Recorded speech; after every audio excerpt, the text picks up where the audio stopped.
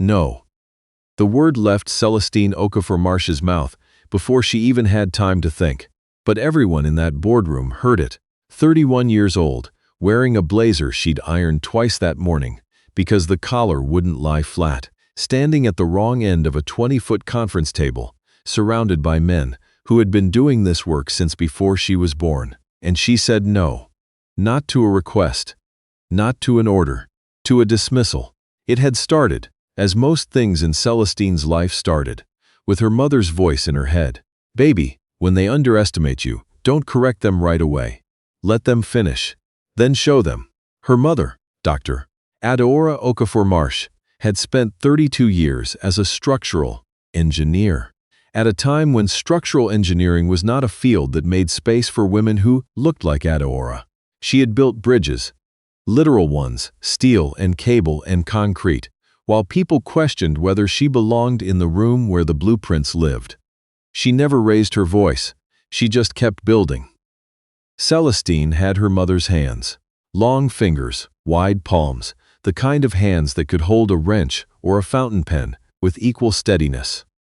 She also had her mother's habit of going very, very quiet, right before she did something that made everybody else in the room wish they'd been quieter too. She was a systems analyst, the best one that Hargrave Ellis Capital had on staff, though nobody at Hargrave Ellis Capital had gotten around to acknowledging that yet. Her official title was Senior Associate, Operational Risk. Her unofficial title, according to a comment she'd overheard in the elevator 4 months ago, was the new girl from compliance. She had been at Hargrave Ellis for 2 years. But that morning, none of that history mattered to the 9 men in that conference room. What mattered to them was that she was 31 and she was black, and she was a woman. And the problem on that whiteboard, the one that had been keeping the firm's trading desk paralyzed for 72 hours, was a problem that their combined 140 years of experience had not been able to solve. Here is what Celestine knew that they did not. She had seen this failure before. Not this exact firm, not this exact system, but the pattern. The specific, fingerprint-clear pattern of a cascade error in a proprietary risk algorithm. She had seen it at 24, sitting alone at her mother's kitchen table with a laptop and 3 days of borrowed access to a decommissioned bank's legacy code. Her mother had brought her tea. She had barely touched it. She'd fixed it in 71 minutes. Nobody had known she fixed it, because the bank had already shut down and the code was just sitting there, archived, the kind of thing that gets flagged as a historical curiosity and never looked at again. But Celestine had looked at it. That was the thing about Celestine. She looked at things that other people filed away. She had been looking at Hargrave Ellis's algorithm for 6 weeks before anyone knew she was looking at it. Not because anyone had asked her to, because she'd noticed something in the quarterly performance data that didn't sit right. A microduation. Invariance that should have flattened by week 3 and hadn't. And the feeling she got when she saw it was the same feeling she got when she smelled smoke before anyone else did. She had written it up, 14 pages, single-spaced with 3 proposed solutions ranked by implementation complexity.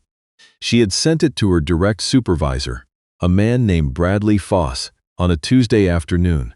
Bradley Foss had glanced at it, replied thanks for the thorough write-up, I'll pass it along, and passed it to no one. That had been 5 weeks ago. Now the algorithm was down. The trading desk had been halted. 3 institutional clients were on the phone, with partners demanding explanations. And the head of the firm, a man named Whitfield Carnahan, silver-haired and red-faced, and accustomed to being the smartest person in any room he chose to enter, had called an emergency session with every senior analyst and VP in the building. Celestine was there because Bradley Foss was presenting himself as the lead on operational risk, and he needed his team present to look thorough. She sat at the far end of the table, and she listened. For 40 minutes, she listened. She listened to 3 VPs describe the problem incorrectly. She listened to the firm's head of technology, a man named Gareth Winslow, explain what the error might be, with the confidence of someone who had looked at the problem for 4 hours and made peace with not understanding it. She listened to Bradley Foss nod along with everything Gareth Winslow said, even the parts that contradicted each other. She had her notebook open. She was writing, not notes on what they were saying. She had stopped doing that around minute 12 when it became clear that what they were saying was not going to help anyone.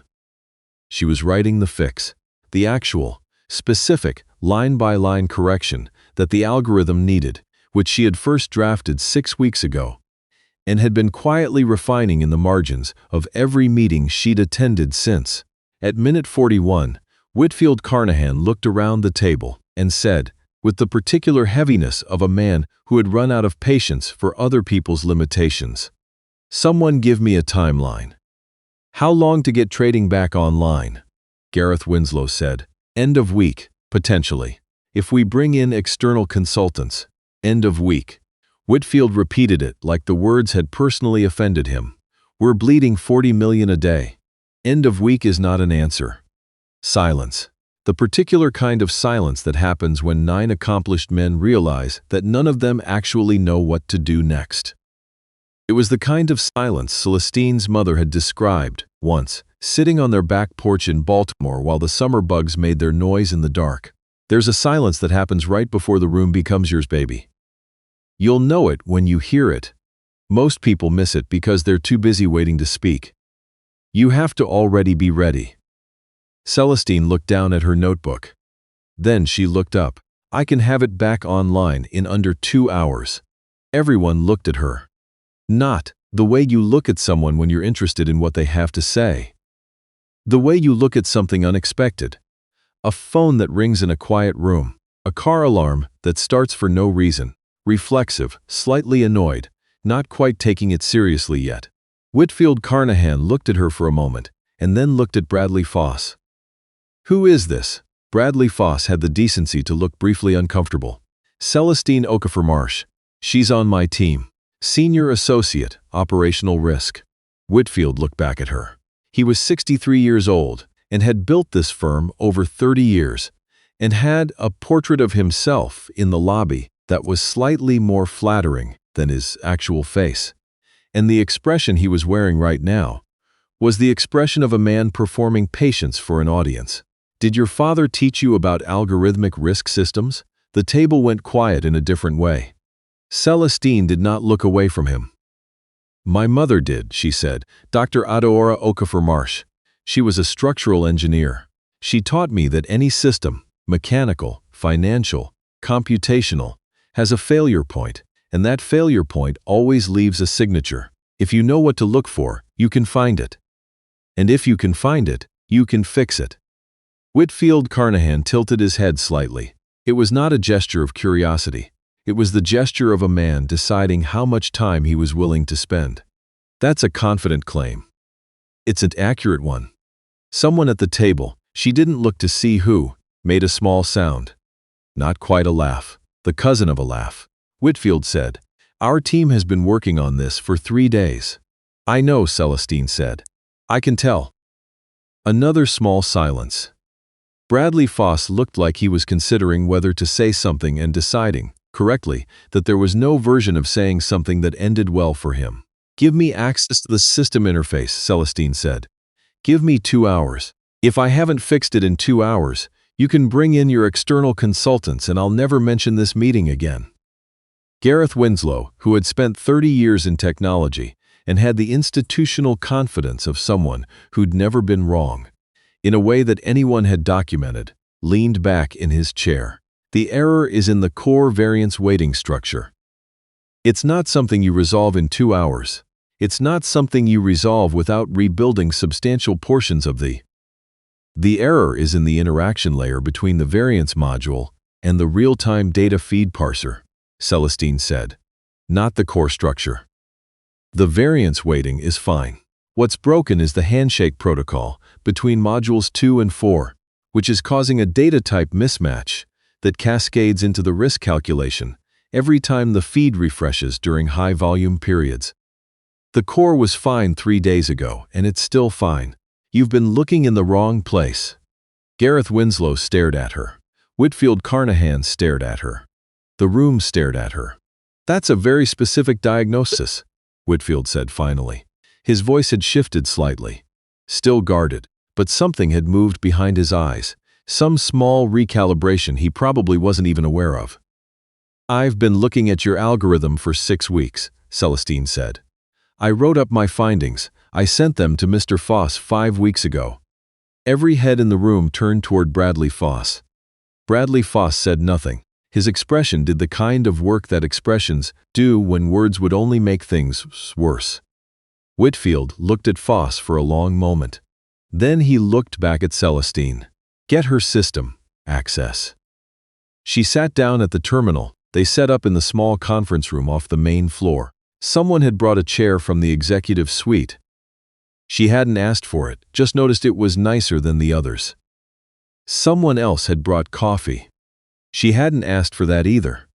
She opened the system interface and she went to work. Here is the thing that nobody in that room understood about what they were watching. It wasn't magic. It wasn't instinct. It wasn't even, exactly, brilliance. Though Celestine was brilliant, had been brilliant, since the age of 9 when she'd corrected a textbook error in front of a teacher who didn't thank her for it. What it was, more than anything else, was attention. Years of paying attention to things that other people decided were beneath their attention. Decommissioned bank code on her mother's kitchen table. The quarterly variance report that nobody else had flagged. The 14-page write-up that had sat in Bradley Foss's inbox, like a seed that never got water. She had looked at this problem before. She had thought about this problem in the shower, on the train, over lunch, at her desk, while everyone else went to the place, on the corner, that did the sandwiches. She had thought about it so many times and so carefully that finding the error now, with the actual system in front of her, was less like solving a puzzle and more like meeting someone she'd already heard everything about.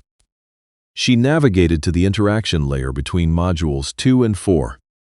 There it was, a data type mismatch, string parsing, expected, float, values. So small and so buried that you would only find it if you already knew it was there. Or, if you were the kind of person who read the interaction logs at 2 in the morning because something in the variance data didn't sit right. She pulled up the correction schema she'd drafted 6 weeks ago, adapted it to the live environment, made 3 small adjustments for the differences between the archived version and the current build. She looked at it for a long moment, the way her mother had taught her to look at a repair before you call it finished.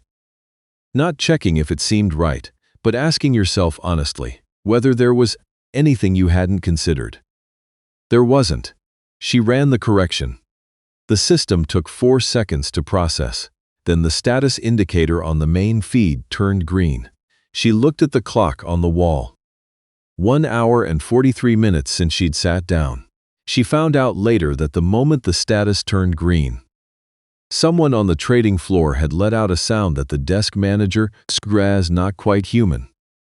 That the 3 institutional clients who had been holding for escalation were suddenly much warmer on the phone. That Gareth Winslow had gone very quiet in a way that his colleagues would describe, in the weeks followed, as a turning point of some kind. But Celestine didn't know any of that yet when she walked back into the main conference room. What she knew was that the room felt different. The air had a different texture. The 9 men who had been arranged around that table, with the weight of the crisis on their shoulders, were now arranged with something else, a kind of recalibration, the physical posture of people who have just been asked to revise their understanding of something they thought they already knew. Whitfield Carnahan was standing at the window when she came in. He turned around when he heard her. "It's fixed," she said. He looked at her for a long moment. 1 hour and 43 minutes. "Yes, the trading desk is already back online." "I know." Whitfield Carnahan had been running a financial firm for 30 years. He had done things in those 30 years that he was proud of, and things that he wasn't. And the things he wasn't proud of, generally, shared a common thread. He had not paid attention to people he should have paid attention to because they didn't look like the people he was used to paying attention to. He was 63 years old, and not entirely sure he could change that. But he was also a man who had built a firm on the belief that you had to be willing to update your understanding when the data told you to. The data right now was very clear. "Tell me about the write-up," he said. "The one you sent to Foss, 14 pages, 3 proposed solutions. The one I just implemented was option 2, moderate complexity, minimal system disruption. Option 1 was simpler but would have required a maintenance window. Option 3 was comprehensive but would have taken a team 2 weeks to execute properly." Whitfield looked at Bradley Foss, who was sitting very still at the end of the table. "When did you receive it?" Whitfield asked him. Bradley Foss said, 6 weeks ago, and, a pause, "I should have escalated it." The room was very quiet. Whitfield looked back at Celestine. Option 3, the comprehensive fix. How long with the right team and the right resources? She didn't hesitate. 8 days, maybe 7 if we front-load the diagnostic phase. And what does that do for the system long-term? It eliminates the entire class of interaction layer vulnerabilities, not just this one. The handshake protocol is a design legacy from the original 2014 build. Option 3 replaces it with a current standard integration architecture. After that, the kind of cascade failure you just experienced becomes structurally impossible. Whitfield Carnahan nodded slowly. The kind of nod that is not agreement exactly, but something closer to arrival. "I want you to lead it." Celestine looked at him. "What about Mr. Winslow's team?" "Gareth's team will support you. You'll have full resource authority for the duration of the project." Gareth Winslow, to his credit, said nothing. He had gone very quiet, as previously noted, and in his quietness, there was something that might have been the beginning of a different kind of respect. "One more thing," Whitfield said. He did not say it easily. "I owe you an apology. What I said earlier, asking if your father taught you, that was." He stopped, started again. "That was beneath the standard I hold for this firm and for myself. I'm sorry." The room waited. Celestine looked at him for a moment. She thought about her mother, about the back porch in Baltimore and the summer bugs, and the specific kind of patience it took to spend 32 years building bridges while people questioned whether you belonged in the room where the blueprints lived. "My mother taught me," she said again. "And she also taught me that an apology means the most when it changes something going forward." Whitfield Carnahan nodded. "Understood." That evening, Celestine called her mother. Her mother picked up on the second ring the way she always did, as if she had been expecting the call without knowing she was expecting it. "How was today?" her mother asked. Celestine looked out her apartment window at the city, doing what cities do in the early dark. Lighting up, moving, carrying all its noise and intention into the evening, without apology. "Interesting," she said. Her mother laughed, the way she laughed when she could tell her daughter was understating something. "Tell me." So, Celestine told her. All of it. The conference room, the 9 men, the silence that had opened up like a question. The terminal, in the small side room, and the coffee she hadn't asked for, and the 1 hour and 43 minutes. The green status indicator. Walking back into the room, her mother listened without interrupting. That was one of her gifts. She could hold space for a whole story without rushing it toward its ending, even when she already knew the ending was good. When Celestine finished, her mother was quiet for a moment. Then she said, "You know what I thought about the first time I finished a bridge?" "What?" "I thought about every person who was going to cross it without knowing my name. People who would just drive over it, walk over it, never think about who built it or what it cost to build it, or what the failure point was that I stayed up 3 nights finding. And I thought, that's fine. It's fine if they don't know, because the bridge is still holding them up." Celestine felt something loosen in her chest, something she hadn't realized was tight. "The algorithm is holding them up now," her mother said, "and they know who fixed it."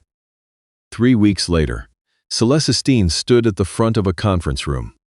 A different conference room, smaller, less formal, with a whiteboard on one side and coffee cups on the table, and the 7 members of her integration team arranged around her, waiting. She had been given everything she asked for: resources, timeline, access, authority.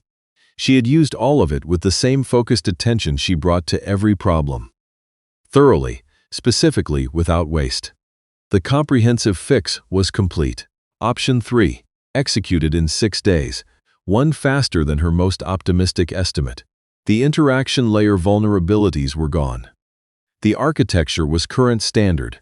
The cascade failure profile that had paralyzed the trading desk no longer existed as a structural possibility. She looked at her team. They were good. She had learned that over 6 days, learned their particular skills, their working styles, the things they did well, and the places where they needed support. She had been surprised a little by how much she'd enjoyed learning those things. She had spent 2 years at this firm being mostly invisible. It turned out that being visible came with gifts she hadn't anticipated. "That's the final validation report," she said, nodding at the stack of documents on the table. "System is stable. Architecture is current. We're done." One of her team members, a young analyst named Marcus, who had been at the firm for 6 months and had the particular energy of someone who was very good at their job and very aware that nobody had noticed yet, said, "What happens next with the system?" "Routine monitoring," Celestine said. "Quarterly audits. Nothing unusual." She paused. "Unless someone notices something unusual, in which case, write it up. All 14 pages if that's what it takes, and send it to me directly." Marcus looked at her. "Not up the chain? Send it to me. I'll make sure it gets where it needs to go." He nodded. Something in his expression that she recognized. The particular calibration of someone who has just been told that they will be seen, that the work of paying attention will not disappear into someone else's inbox. She understood that feeling. She had been carrying it for most of her career. The last thing that happened, the thing that Celestine would think about later, on the train home, and the next morning over coffee and periodically for years afterward, was small. She was packing up her materials after the meeting. Her team had filtered out, already talking among themselves about the next project, the next problem. The room was mostly empty. Gareth Winslow appeared in the doorway. He was a large man with a precise manner and a reputation for never revisiting a position once he'd taken it. She had heard that about him before she'd ever met him. She had also heard that he was genuinely skilled, that his instincts about technology systems were good, that he was worth listening to when he'd had the time to really look at something. He stood in the doorway for a moment. Then he said, "For what it's worth, the data type mismatch. I would have found it." She looked at him. "I know, just not in 2 hours." "No," she agreed. "Not in 2 hours." He nodded, a single nod like a period at the end of a sentence. Then he said, "The quarterly audit framework you proposed, I want to run it past you before we finalize it. If you have time." "I have time," she said. He nodded again and left. Celestine stood alone in the conference room for a moment. The whiteboard behind her still had the architecture diagram from the morning's presentation. The coffee cups were mostly empty. Through the glass wall, she could see the trading desk in full operation. Green indicators, live feeds, the orderly productive hum of a system doing what it was designed to do. She had fixed it. They knew she'd fixed it. The bridge was holding. She picked up her notebook, the one with the 14 pages, in the back, the option 2 fix that had taken her 1 hour and 43 minutes, the option 3 fix that she had spent 6 weeks thinking about before anyone gave her permission to think about it. And she put on her jacket and she walked out. There's a thing that happens when you spend years being the person who notices what other people miss. A loneliness to it sometimes. A particular kind of tiredness that comes from carrying knowledge that hasn't been asked for yet. But there's something else too. There's a woman somewhere tonight. Maybe just starting out, maybe mid-career, maybe sitting at a kitchen table with a borrowed laptop and a cup of tea going cold. And she's looking at something that doesn't sit right, something small.